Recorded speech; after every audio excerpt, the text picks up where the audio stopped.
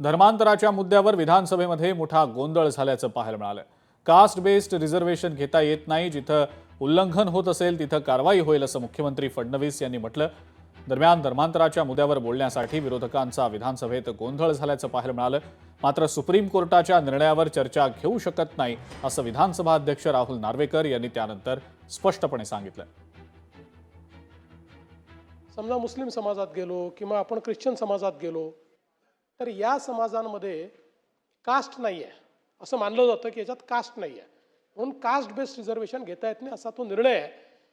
म्हणूनच मी त्याच्यात सांगतोय की त्यांनी जे काही आपल्याला आदेश, त्यांनी जे काही मागणी केलेली आहे, सुप्रीम कोर्टाच्या आदेशाचं ज्या प्रकरणात उल्लंघन होत असेल त्या प्रकरणात कारवाई होईल, जिथे उल्लंघन होत नसेल त्या ठिकाणी कारवाई करण्याचा काही प्रश्न नाही आहे। धर्मांतरण बळजबरीने किंवा आमिष दाखवून धर्मांतरण करणं हा या ठिकाणी आपण गुन्हा मानलेला आहे आणि या संदर्भातला कायदा हा कडक झाला पाहिजे, तो योग्य प्रकारे झाला पाहिजे। या दृष्टीनं आपण आपल्या ज्या काही पोलीस महासंचालक आहे डीजी यांच्या अध्यक्षतेखाली एक कमिटी तयार केलेली आहे।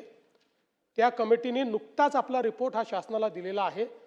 शासन त्या रिपोर्टची पडताळणी करेल आणि त्यानंतर आवश्यक असेल ती कारवाई शासन करेल। लोकशाही मराठी ऐका, पहा, जागरूक रहा।